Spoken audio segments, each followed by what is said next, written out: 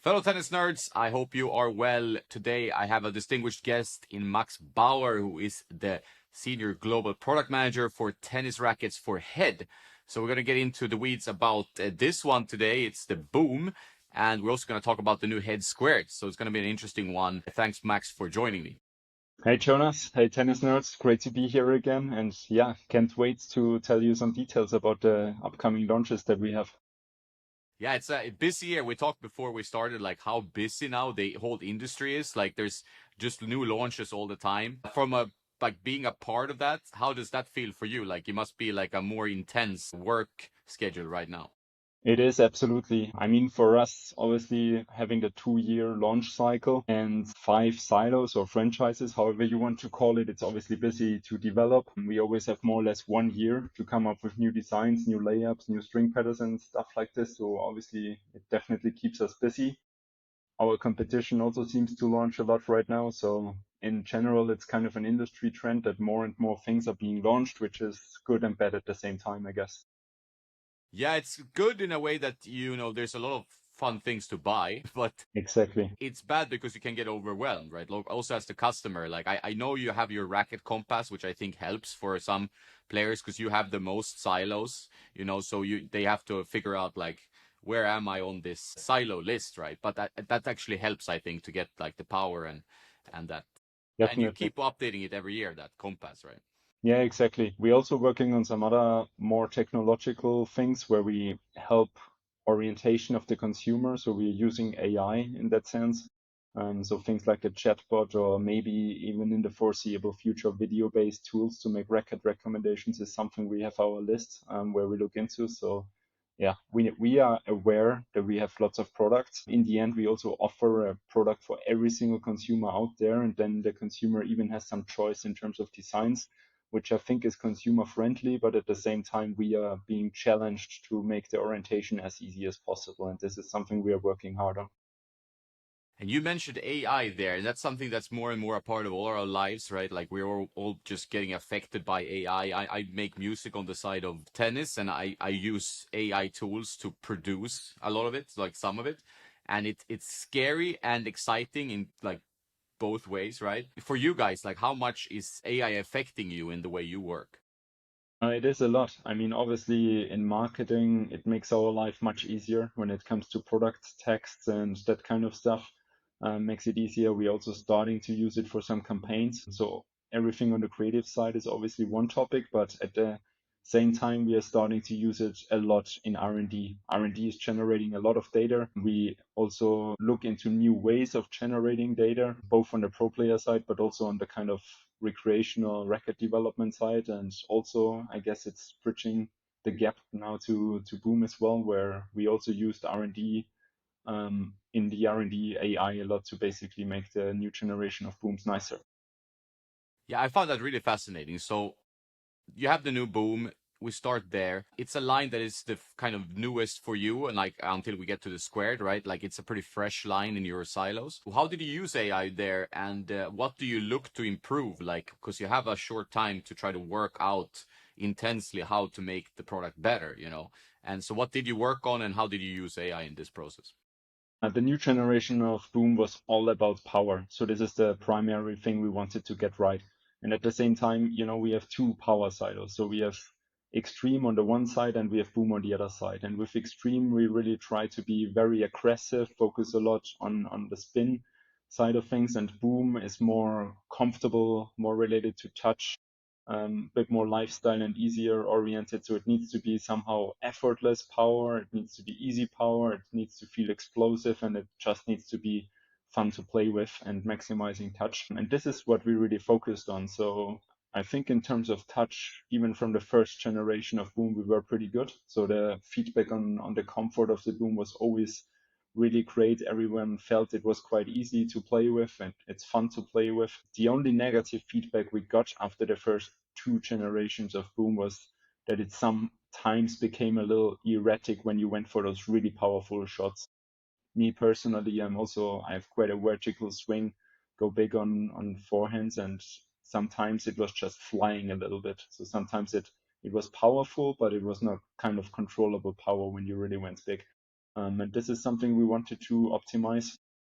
And yeah, as I said, we are using AI for the new string pattern development. So talking about power, there's multiple things you can change in a racket to increase the power potential. I think overall the biggest influencer is, I guess, the string bed. Usually the more open you go, the more power you have. But then sometimes if you go too far, it's not a power that is like demandable in the end. And therefore we have developed an AI algorithm which is taking multiple data sources into account. So it's all kind of subjective feedback that we collect from all kind of players. That's one source. And the other source is Hawkeye data, or internally we use TrackMan a lot, which is a radar device. So we measure ball speed, spin rate, all that kind of stuff. So that feeds into the AI algorithm. And ultimately, we also use lab data where we fire balls onto the rackets and measure like the rebound velocity versus the incoming velocity and all that kind of stuff. And then basically we can tell the AI algorithm that we want to optimize the string pattern for power and touch. And then it gives us recommendations of where we need to drill the holes and how we need to set it up, where we need to have certain dynamics. And yeah, then those recommendations are ultimately produced and being made into a prototype. And then we go on court and validate it. Yeah, it's interesting now because like you have so much data that you need to use, which is obviously how you want to develop products. You want to use data.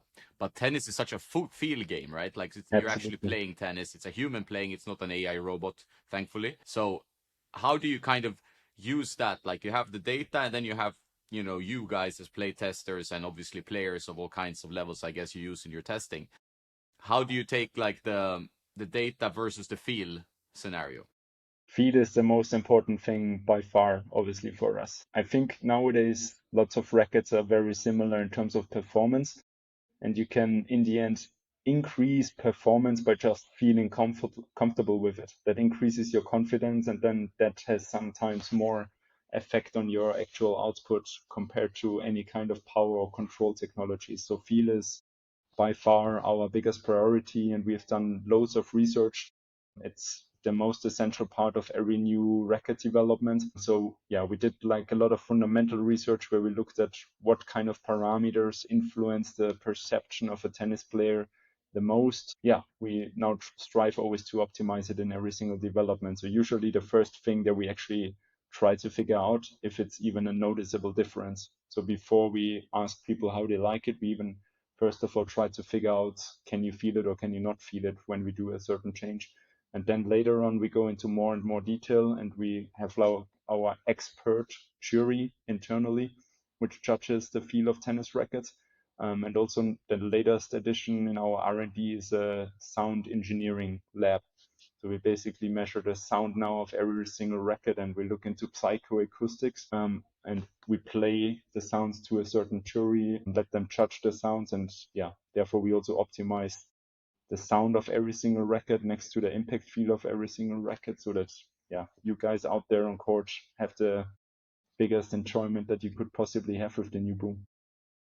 I find that fascinating, like this that the sound is so important. But you know when you watch tennis, like if you or even golf or other sports, like that impact sound, right? That's so important in giving you feedback, but also in giving you a sensation of enjoyment, I guess. Like you wanted to say, Exactly. like I have a certain sound to give you that like nice feel. So I think that's important. Did you change the mold in any way on this racket, the new booms, or is it the same mold as the previous one? We only changed the string pattern this year. We didn't see the molds being like the biggest influencer for the parameters that we wanted to fine tune. We also changed the carbon fiber layup a little bit to increase the stability, but at the same time maximize comfort, which is always a bit of a tricky thing. But that's what we aim for, and I think we did a pretty good job there. But yeah, that's the major updates. To give you a bit of a teaser, though, we potentially look into upgrading the mold next time. Cool. I like it. I've been playing mainly with the Boom Pro. I played also the Boom MP, but the Boom Pro is more for my game. But I do feel like there's the high bore layup, which I guess is the big change you've done in the layup, does give you a bit more power. It feels like, or it looks a bit more stable, so slightly stiffer, but not like harsh on the arm or anything like that. Is the comfort thing something you really work on? Because historically you've always been kind of a feel control brand. That's always been head to me, and I think to most players who really enjoy head products or head rackets especially. But nowadays it's all about like looking for extra power, a bit of extra spin, and it's a tough thing to actually make it work together, that you actually have a comfortable product that has good feel that still is somewhat powerful. Exactly. That is obviously a challenge, and honestly, like even on the pro player level, you see it that like comfort and confidence and nice feel becomes more and more of a topic. It's not anymore pure performance, and also the players are looking for more maneuverability, for example, nowadays. So it's not as it was like 15, 20 years ago, where the stiffer the better or the heavier the better and stuff like this. So this has even changed on the highest level of performance, and obviously we want to provide rackets for all players out there, which is why we also need to look into this whole domain of comfort. And as I said before, comfort has such a huge influence on every single other parameter. So it's nowadays almost a must have criterion for a consumer. Like every kind of racket, even though sometimes it is this kind of player control racket, even those rackets, we have to look into this comfort topic a lot. So and for Boom, it's I guess the most important silo when it comes to comfort for us, because this is really the one that should feel easy, that should be fun to play with. So here especially we optimized it big times, and Hybor was helping us to get there, because Hybor in the end allows us to locate a certain level of stiffness very precisely to a certain location, which then allows us to make other parts of the racket softer without losing in the end the structural integrity of the tennis racket. And so this way we could shift around stiffness and softness into certain locations, which is then in the end the secret sauce that makes Boom the way it is now. Yeah, and I think that's always interesting to see how the companies do it, because in some areas of the industry I can see a trend towards like, okay, you want more power, but then you have to dampen the vibrations, and the issue is obviously, we've talked about this before probably, but like the over dampening, and like you're not actually getting a good sensation of the ball, and that's so important when you play tennis, partly for results because you need to feel the ball to get control, but also for your enjoyment of tennis, like that you actually feel what's going on in the racket and not just hitting something that is completely detached from your sensation, kind of. Yeah, honestly, I also think like we are at the end of overdamping. That's why we also introduced Hyper, because we don't see the damping trends going any further. I think like around 2022, 24, there was still a trend that rackets needed to be more damped and more plush every single year, and we needed to go to more extreme levels every single year. But we anticipate this to change a little bit again. So we want to bring more feedback back to our tennis rackets, but at the same time keeping it as comfortable as possible. And this is somewhere between a plush feel, a crisp feel, but the racket should also feel solid and stable. So yeah, we just try to get rid of all kind of negative vibrations or feedbacks and try to maximize the things that players like. So this is our main strategy for the upcoming rackets that we develop. Yeah, I think I read the industry the same way as you there, because I feel like the over dampening is kind of on the way out, right? Players are going back, or like companies are going back to making a bit more on the power, a bit more on the connected side. Obviously, things in industries ebbs and flows in products, and you're like, okay, now the trend is this, and then you kind of readjust a little bit because you went too far. That's kind of how things evolve, I guess. And Exactly. that's always interesting. But you always have to, in your end, you have to always look at like what's happening in 2 years, what's happening in 5 years. How far ahead can you plan really today? Yeah, in terms of playability, this is more difficult. Obviously, we have our opinion leaders, which we ask for feedback. You are, I guess, one of them, where we listen very closely. Then we have our pro players, and especially junior players, to be honest, because at a certain age, let's be honest, they don't switch much rackets anymore. But especially on the junior side of things, you get really great feedback, and we somehow look at 16-year-olds and the 14-year-olds of today and ask them for feedback, because that might be the guys who are the sinners and the Alcaraz in like 5 or 10 years. So obviously it's super interesting to listen closely to those guys and what they expect, what they need. We observe their game and how that changes. So that's something we do a lot, like foresighting and forecasting, which is mostly happening in the junior side of things. And obviously, we do all kind of innovation workshops. We also look at like mega trends. Health is one of those mega trends which we see, and yeah, we try to jump on those mega trends at the same time, looking into the micro trends which happen in the tennis industry. And then we just try to make the best kind of decisions. I guess it's a bit easier when it comes to design, because in design you can very much look at the fashion industry. You get those trend reports of what kind of colors will be trending in 2028, 29. So this is something where we have more accessible data. Whereas on the playability side of things, it's up to our expertise and up to the expertise of our network. Yeah, that's also an interesting part. We'll get into the colorway because you've changed that quite a bit quite soon. But first, like, what would you say? I mean, Boom is a power racket, but how would you make the Boom different from the Extreme? Is Extreme is obviously made to give you a bit more lift of the ball. Do I understand that correctly? Yeah, absolutely. The Extreme is really optimized for spin, and the Boom is optimized for touch. So definitely the Boom feels a bit softer, a bit more damped as well, even though it might go into another trend direction. But it's definitely the one with the plusher impact feel and where power should come easier. I guess when talking about what kind of player should use what kind of racket, I guess it's very much up to the swing. So when you imagine a forehand, if you have a bit of a flatter and shorter swing, maybe Boom is easier for you because it gives you easier power, it gives you a little more forgiveness. And the Extreme is for a very wide, big swing with some more vertical movements. So I guess that's the main differentiator. Two different ways of power. One is easier, and the Extreme is, I guess, a more aggressive, direct impact feel. Yeah, and it just allows more spin when you hit it really big. Yeah, I think that's a good way of analyzing it, and I feel like it's the the Boom is more for like a flat hitter, and it could be a good like I'm guess like I'm seeing the Boom MP, or even if you go lighter for some veteran players, but it could be like an ideal doubles racket, for example, or players are like a little bit older who wants more help on the ball.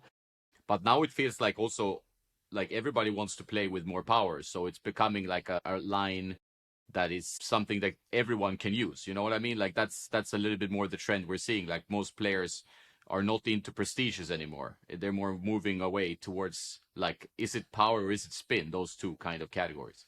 Yeah, it's quite a big move from prestige to boom, I would say. So I would not recommend that kind of transition because that's basically the two extremes on the market, I would say. But yeah, we can definitely see it. We see lots of pro players switching right now from the prestige to the gravity.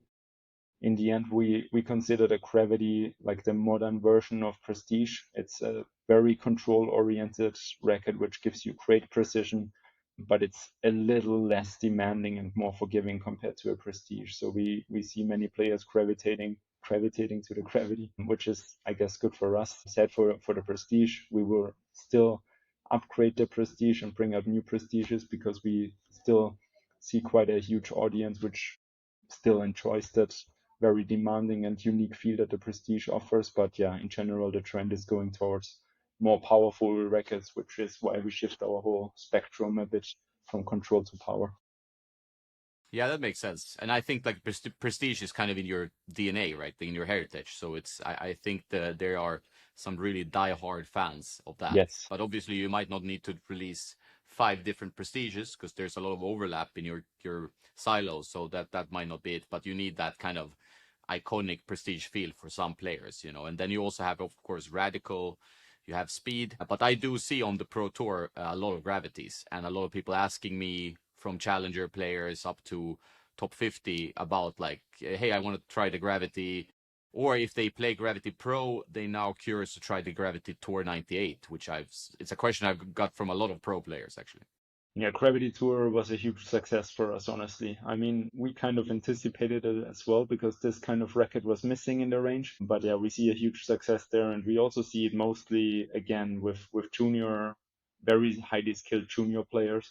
So I think globally it still needs some time to build its own brands and become this really important franchise for us, but we can definitely see growing numbers, growing interest, and it's just an amazing racket. I use it personally myself, so I love it. Yeah, it's a great frame. I would love a 1620 option, but obviously it might be something available to some pros, but it's like a very good frame And I've worked with pro players who switched to the Gravity Tour 98 as well from like blades and stuff. So I think you have found a good spot in the market where you get a bit more forgiveness and a bit more launch than like a typical 1820 or dense pattern racket like the Radical, but it's still like that plush control that you want. Exactly. It's the From that same segment. thing on the control side, which we have also on the power side. The radical is more direct. The radical is, I guess, for more versatile players who can be found anywhere on the court and players who use a lot of spin to get that precision. So this is what radical is all about. And then the gravity is again more for flat hitters, for hard hitters. I mean, Rublev, Zverev, I think they're great testimonials for the gravity. So they show quite well what this racket is about. And then ultimately we have our speed in the center of the universe, which is the best out of all worlds. Yeah, that's also super popular now among pros. I've seen some high level switches in the top 20, top 50 to the speed. And that must be exciting for you guys because I mean, obviously you have Yannick, which is huge, but then previously we had Novak for a long time and he's still there. But I guess now Yannick is bringing a lot of players to the speed for you guys. Percent. I mean, honestly, though, also in terms of the playability, it's just such an all-rounder and everyone's darling. So usually, anytime a pro player comes to us, there is at least one speed in the portfolio of rackets we provide to them and test with them, and it's always an easy winner. So it's always in the final choice. It's also the most go-to racket when people come from our other brands, for example. So the whole playability speaks for itself, and yeah, obviously Yannick's successes on the tour do us a huge favor, especially like Yannick is just popular all over the world, such a great player. So it's just great to have basically after Novak directly the next number one or at least number two in the world endorsing our most important racket. Yeah, it's so good for tennis. I mean, we're both tennis fans, and many of you guys listening, of course. But it's like amazing that after Roger, Rafa, Novak, I mean Novak's still around for a few more years probably, but we have Carlos and Yannick, and it's like who could have predicted that? Like we have already a super exciting transition to a new era of tennis players. Yeah, it's crazy impressive how Novak keeps up with those guys, and even like he's even still able to challenge them, to win against them, and also I think he's still affecting the way they play and how they shape their game. So this is just super impressive to see, and obviously it's also for us super exciting to have Yannick as the face of the speed, and then obviously Novak still being around with his very own speed legend. So I think it's a really cool story, and those two basically pushing our speed is just a best possible situation for us. For sure. So I have the Boom, the Pro here, and the colorway, it used to be mint green, and now it's more strong blue. This is obviously, I guess Wolfgang is still there in the design department. So how was the thinking around that? It's obviously gutsy to change. You always have to change the cosmetic, but with speed, you do very minimal adjustments because it's white and black. You cannot do so much, right? Or black for the legend. But here you went quite big on the change. What was your thinking? I mean, we also use our different franchises to attract different kind of consumer audiences. And with some rackets, we want to always be very traditional, very elegant, very premium. And with some franchises, we look more into really trending colors. And the Boom is still a bit of a playground for us. Honestly, Gravity as well. With Gravity, we never had like the fixed silo color. So we always wanted to be very, very flexible. But for Boom, also, we want to focus more on trends. And we thought about, I mean, we all very much liked this teal color initially, and I think it was quite unique in the industry as well. But this time we looked a bit broader and we looked at our global portfolio of all kind of head products. And we saw a crazy success on the ski side of things. There was this blue ski, which popped out really nicely in the winter industry and on all kind of slopes around. And therefore, yeah, we looked into this color and tried to bring this color to the tennis industry as well. But obviously, we also saw a huge success of the Boom Alternate story in the first generation that we introduced it, and we also wanted to keep this one up. So yeah, inspiration was coming from ski. Obviously, we also had some chats with Lorenzo, what he likes and what he doesn't like, and then at the same time we had some talks with Coco about her color preferences. Yeah, you need to ask the players because like that happens sometimes that the player don't want to play with what you propose, and then you cannot just like not think because you have two really strong ambassadors there and you obviously need them to be have some buy-in. But then you have the lavender option, right? Like, is lavender purple for Coco's audience? Correct. Right there, it is. I mean, camera doesn't really do it justice right now. And this was also a funny one because initially on the first mood board that we had about the boom and the boom alternate, we were going into a more pink direction. And we had already a pretty developed pink option for boom, which looked amazing and which was very much liked internally. But turned out that Coco was not really a fan of the pink color. You can also see it when you observe her outfits and her appearance on court. She loves lavender. She loves purple. And this is then where we took the inspiration from. And we also very much like this tonal approach of having not too high contrast within our racket designs. This is something we've been pretty successful with in the previous boom generation and also on the extreme and radical side of things.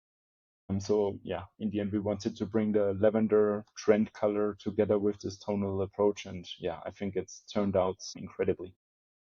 Yeah, it looks great. I've seen it in person. And do consumers really care about the cosmetic? I guess, like I mean, like I would say the stereotypical thinking here would be like, okay, guys, they might play with this blue one, and girls, they might be more interested in this lavender style racket, right?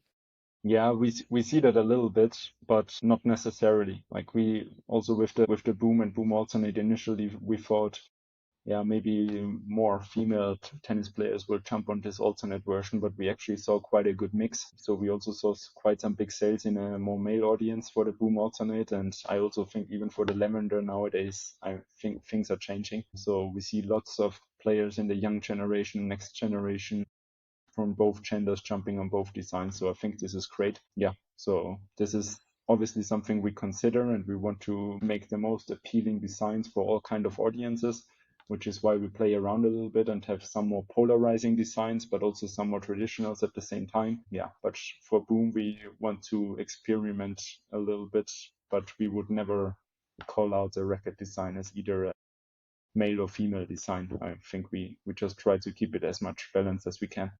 No, I know several guys who like custom paint their rackets in some kind of pink. So Yeah, it is exactly. definitely all over the place there. But it's still interesting to have all the options. I think this is a strength. Like sometimes I've thought like, okay, ahead they have too many rackets. Like there's too many silos. It confuses the customer. But there's a strength in the options, right, as well. Like today, like everybody's faced with loads of options, no matter where you turn. Like how many iPhone colors can you choose? What should you like? The clothing, there's you can buy online whatever you want, and I think since people seem to be quite keen to have their own like cosmetic or their own like style, at least they want to express themselves even on the tennis court. So I think it's a strength then to you can go like really strong with that like extreme color, where it's like more like highlighter style. And then you can go, okay, no, I'm a prestige guy. Then it's like more towards the brown, black, like that old school. So I think it's a strength in that sense that you actually have all these options. I fully agree. And we want to use it as much as we can to really offer all kind of designs for all kind of players and match it with the kind of playability so that we have a pretty sharp target audience on every single model. And we will definitely continue with that approach. Obviously, you also mentioned that you have a lot of choice nowadays, and I fully agree also right now in the tennis industry it becomes more and more tricky for the consumers to choose the right product. But yeah, we look into a direction where we rather optimize the whole customer journey in selecting the perfect racket rather than reducing our portfolio because we really see a need for all the models that we have in our portfolio currently. Yeah, I think so. I've changed a little bit my mind on this because I think there's can be a strength sometimes in having all these options, because we're anyway faced with all these options, right? And for you, it's a complexity as a company because you need to keep updating all these rackets like every 2 years, and then it becomes like your schedule, I can imagine, is tough internally, right? Yes. And to make like significant improvements. But obviously, some other brands they also do like a lot of just a cosmetic update. So that's kind of common in the industry. It's like the only thing I dislike sometimes is when it's not clear whether it's a cosmetic update or not. So it's like at least you inform like this is just cosmetically. But then when you're trying to like a little bit hide it, and it's always good to say, okay, there's actually a different layout or there's actually a different something here. So I think that's they usually do that, but I know some other brands they sometimes Yeah. keep it a little bit like guessing game, if it's Yeah, update or not. we usually try to have the biggest possible change that we can do. So, it's also a bit tricky because you like a product that so many players out there in the world love so much. you don't want to change it in a too extreme way, because then yeah, you might basically get rid of all your loyal customers. So we want to do minor and nice updates on all our products, and sometimes it's bigger changes because we receive some more negative feedback. Sometimes it's very subtle changes because we didn't receive any negative feedback and we have a large audience of players who is using a certain frame. But in the end, we always introduce our new technologies, and we also have the ambition ourselves to be a technology leader, to be an innovation leader. And therefore, yeah, we always strive to have the biggest possible change without changing it too far and taking risks. But at the same time, we also sometimes try to bring rackets to the market which have a bit more of a disruptive element to it. Yeah, it's a pretty good segue straight into the squared, like which is a new thing in your silo. So talk to me a little bit, like how did you come up with the idea of another racket, and also who is it for, this racket, the squared? Yeah, we have our inline range, the 5 silos that we talked about, which are part of the compass. But at the same time, we always want to develop things that might change the industry. And this was the approach with Squared. So we see Squared as kind of an innovation umbrella above the inline range. And we want to test out things. We want to go into extreme levels of certain parameters of a tennis racket. And then ultimately the things that work out and the things that we learn from Squared, they will inform the future inline range. So some certain elements of the power level will probably feed into the development of the Boom 2028. Some control elements will feed into the gravity. Then there is some comfort elements to it as well. So we really want to use Square to test things out and to go into extreme levels. How we came up with it in the end, we did a lot of consumer research, and again we were looking into trends, and we tried to figure out what are the pain points and also at the same time the things that excite the most tennis players out there. And therefore we went to the biggest audience out there, which is in the end players who just want to have fun on court, who see tennis as a lifestyle sport. They play tennis to interact socially. And one thing that we heard many, many times was friendly competition. So they want to compete, they want to work out, and at the same time, they just want to have fun. And we looked into the problems that those kind of players have. And honestly, some of them, they are lacking the power. So they are at the net, they can't put away a volley. Sometimes they even struggle to get the ball across the net, or they cannot generate enough depth. So we wanted to, yeah, kind of look into all those kind of aspects of power and make it as simple as possible for them. And then we saw lots of players also, yeah, suffering from tennis elbow or any kind of injuries, or in general just not feeling that the racket is comfortable enough. So power and comfort were two things. But this is something we also look into other rackets already. But with this racket, we really tried to investigate new directions of getting there to really maximize power, comfort. And I guess the secret was in the end to really maximize the maneuverability to get there. Yeah, it seems like a very user friendly. I mean, it's obviously targeted towards like lower level to intermediate, right? Like I would say, like Correct. beginner to intermediate. Yes. And it's good to have, I think, in my head, like a silo that is easy to identify as that thing. Because I think for some, I mean, I talk to players of all levels on a daily basis, pretty much, like up to top 10, down to top a million, right? Like players who are completely new to tennis. And for them, it's kind of tough to know, like they go to a silo, they go to HEAD Extreme, and like, should I get Team? Should I get MP Light? Should I get, I mean, some descriptions on Tennis Warehouse, they're pretty good, like they explain. But if they know, okay, this whole silo, it's just, okay, I just buy the square, because then that's for actually improving beginners to intermediates. So it's easier for them to kind of navigate the buying process. Exactly. And this is also one thing that we wanted to look into with this model, because we just created one model. There is no Squared MP or Squared Pro or anything. There's just Squared. And we think this is enough because this racket combines so many things in such a nice way. So actually the orientation is quite easy. If you are new to the game, or if you start playing tennis more and more again, if you just want to have fun, like even for some higher levels of tennis players, it's a great racket to play with. It's a fun racket. Even for coaches, it's nice. It's very maneuverable and comfortable. So if you play for a long time, it's a great racket. We just wanted to keep things simple, and this is why there is only one squared, but at the same time, with the ambition to really maximize things and to disrupt the industry and our own portfolio a little bit. How did you come up with the name? The name is quite unique in the industry, I would say. Yeah, it is. Honestly, it was also a big fight about this name, and the name is really incredibly difficult because you generate 50 ideas of different names that could be nice, and then you talk to your legal department, and then they basically kill your best ideas. So you have to do some compromises in the end. Like internally, we have one department which is called the I&I department, ideation and innovation, what it's called. And yeah, there we basically come up with all the ideas about future products. But I&I didn't sound too appealing for us, so we transformed it into I squared. And then in the end, we didn't like the I too much because it was kind of related to our previous intelligence technology. And that's why we ended up with squared. I That's hope you good. I like mean, it. it explains everything. I don't think it's a bad name at all, because now it's like you have podcasts and everything, and they say something squared because it's something like times X, you know. Yeah. So I think that is interesting. But I think some players might think it's like it kind of talks about the shape of the racket, but that's not really the thing, right?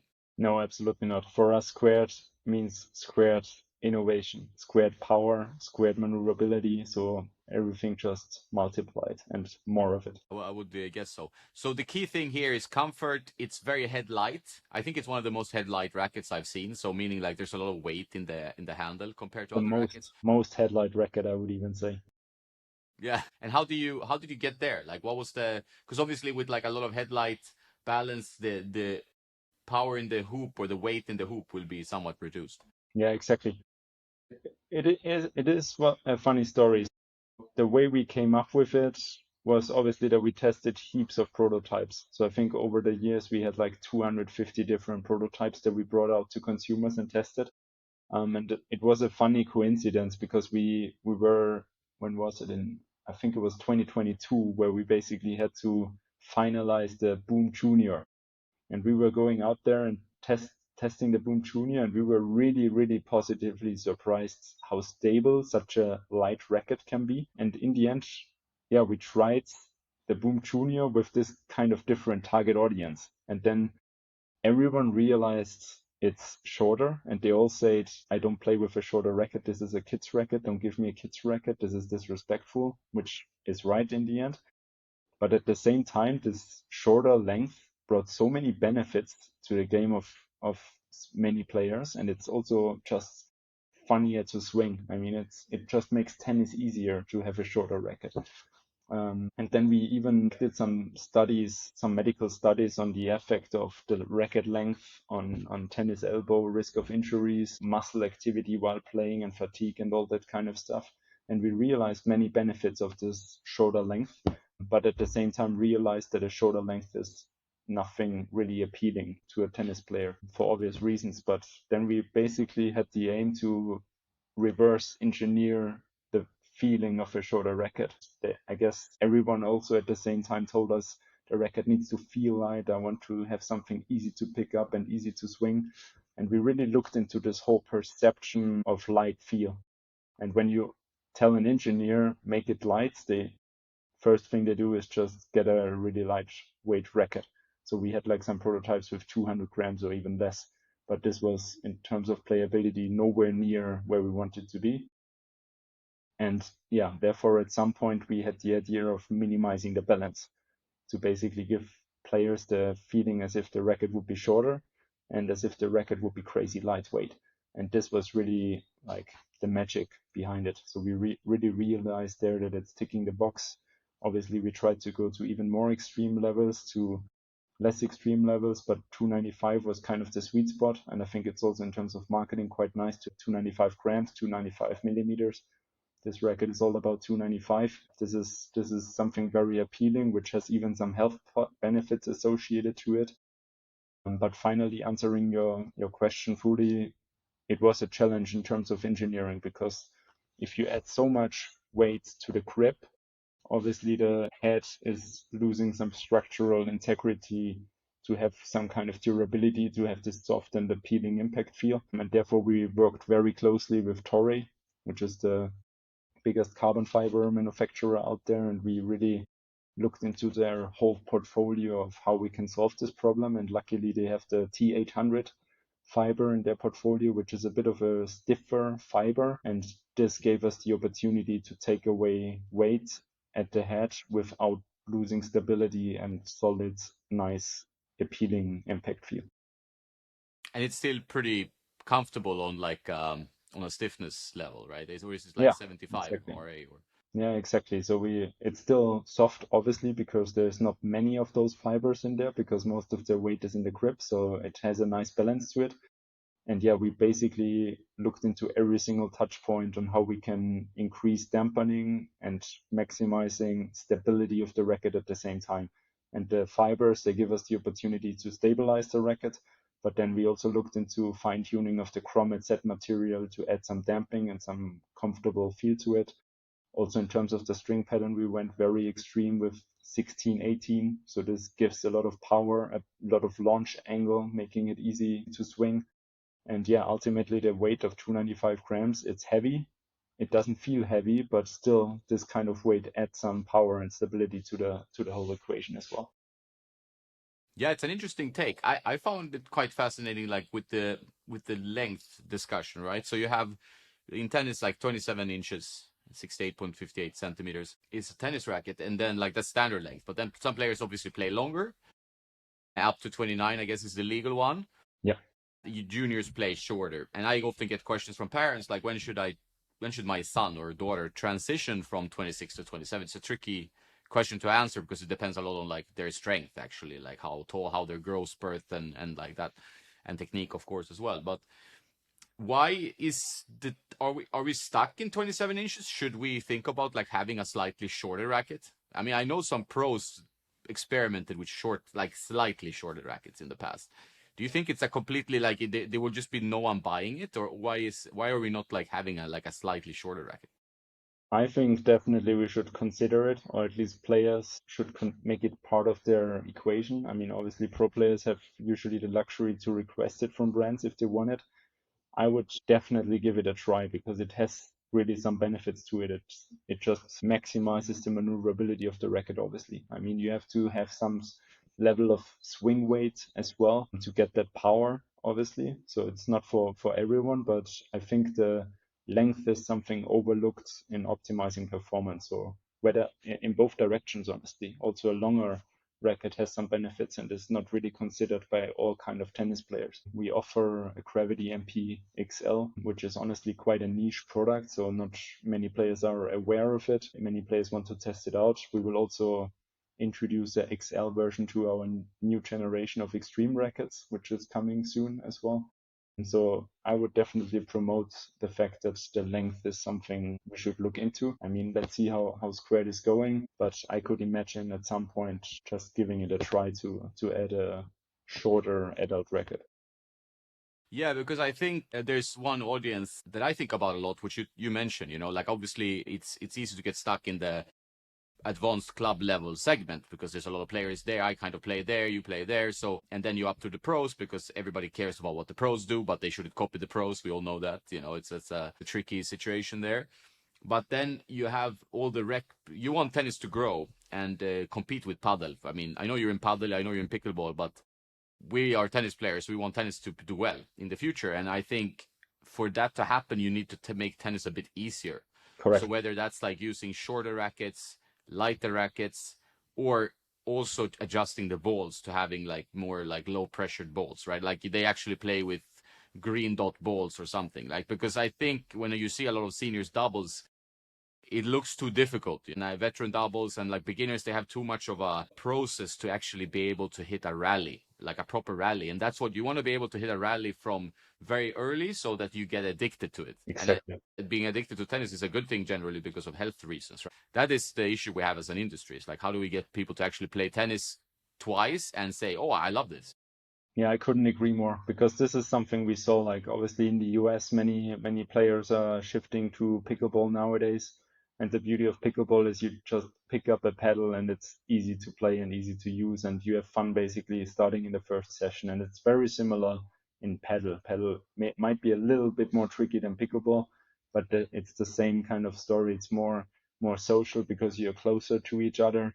It's usually four players, like doubles, and it's just easy and fun from the very first session onwards. And tennis, to be honest, is sometimes quite tricky to learn and to get into it. I mean, we all love it, but you have to reach a certain level to really have fun. And we tried with Squared to make it fun earlier.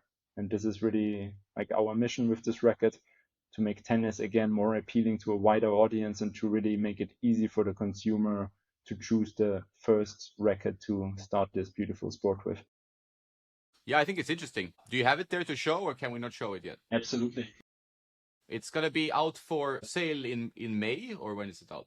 It's coming in April. We launched In a April. teasing video on our Instagram page today, so it's coming on the 9th of April. So right for the summer season in North America and Europe. Comes with a pretty cool paint job, as we think. Yeah, I like it. It's very unique in the industry, I would say. Exactly, and it's like we also highlighted a little technology here. So on the inside of the racket, we made it glossy. On the outside, we made it matte. It's quite a cool paint job. It flips also from kind of a pinkish to a teal color. So especially in the sun, it looks absolutely incredible. Initially, we wanted to use this color on the boom, but we didn't think it's quite fitting. But then I had the prototype on my wall, and everyone who was passing by was grabbing it from the wall, and so it drew a lot of attention, and that's why we chose it. Could be a good influencer racket for girls that stand by the net and take Instagram pictures. You know, Yeah, could be some one of those that end up in those shoots. yeah, exactly. Yeah, and it's a lifestyle audience. It's for those kind of players who are new to the game, who maybe even do other sport and then also start with tennis at the side. Yeah, it's just the easiest racket to play with and to have fun with and to enjoy the beauty of the game that we all love. Cool. I like it. I like the idea. I hope to try it as well. I know Henrik has a sample that he tried and liked, but I haven't tried it yet. But I hope to do it. I Maybe think in there India will once if will be someone one has it for there. you very soon. Thanks, man. I appreciate it. So what's up for the next part of the year? We have a busy year ahead of us, of course. Tennis never sleeps unless it's December. So, like, do you have anything to tease in other upcoming launches? You have now Boom coming out for sale now in March, right? That's for sale. Exactly. Boom is March, Squared is then in April. We have some pretty cool events also scheduled for Squared, so lots of nice content coming on our social media, and also we are collaborating with some other brands to promote it a little bit. So there's many exciting events and things going on with Squared over the years. So we want to obviously create the awareness. There's no pro player on it, which is why we have to find new and unique ways to grab people's attention and to make them curious about this racket. So I think, yeah, we are all pretty excited about the whole campaign of Squared. And yeah, we have some other smaller launches also coming up later this year. I gave already away a little bit of a Mm-hmm. teasing. Something yellow is coming during the summer. And yeah, then we have like one pretty cool project where we celebrate the past of Racket Head a little bit. Something about prestige is coming later in the year. And finally, during the US Open, we will create something special together with Sasha. So this is also something you can be excited about. Cool. So there's going to be a busy calendar year, but that's also fun in a way, right? Like you have a lot of things going on. And I guess you need to stay top of mind in today's world. You need like things going on. You can't just be sleeping on the wheel for 3 months because Yeah, it's not enough. 100%. I mean, it's usually like most of those topics are kind of just design updates with existing models, but we also want to tell some special stories. I mean, HEAD has so many great stories to tell based on the heritage, based on our players that endorse our brand. So we want to tell those stories to the consumer and then also offer some appealing new products which are attracting all kind of fans of our brand, of our players, and so on. Do you have, when it comes to like pro player testing and stuff like this, do you think there will be more appeal maybe for the boom now that I mean, I've noticed that like the control aspect, which I sometimes, I really always liked the Boom Pro a lot, like from the first generation, we're on third now. But it was always a little bit of that like launch sometimes that could happen, like you discussed it, like in some small way, but it still could annoy you. But with this racket that I've been testing now for a couple of weeks, I think it is, I don't notice that anymore. I feel like it's a bit more of a control now. So it feels like now it's a more switchable option for pros. Like, are you getting maybe more pros on the boom, or is it tough to get them away from speeds and gravities? It's like so easy to go towards that because it's like 100 square inch and so on. We see the boom a lot now already on the junior segment. So lots of upcoming really good players are basically using the boom. So it's always the tricky thing with new rackets because not all the pro players, you know, how conservative they are and how much they like their rituals and how much they are in love with their own racket, and they are sometimes quite hesitant to change, which is a bit of a sad thing about our industry. But yeah, we can boom a lot in the upcoming generation. So I think it will be more and more present over the next years, and very similar to gravity. So we really see a trend towards more booms and gravities available in the pro player segment. That's awesome. That's just happy to hear that for you guys. Well, this has been great, Max. I know you're a busy guy, and but it was really interesting to talk to you about Squared and Boom, two interesting launches. Really keen to try Squared, as I said, and like you said, it's going to be a pretty hectic 2026. Are you traveling anywhere this year? Are you going to Paris? Are you gonna go to Indian Wells? What's your the agenda? I will be in Miami. That's the next big thing that is coming up for me. So unfortunately not Indian Wells because we don't do our pro player shooting there anymore. We do it in Madrid this year. So no Indian Wells, unfortunately, but Miami. Yeah, I will miss Paris, unfortunately, because we have a sales meeting in Singapore. But yeah, I'll see you guys definitely around. Yeah, hope so. It's always fun to catch up. And hit some tennis balls. That's always what we want to do when when you beat. Definitely. All right, Thanks thanks for a lot. having me. It was great. If there's anything, just reach out and we keep in touch, okay? 100%. Thanks, Jonas. Thank you. Thank you, guys.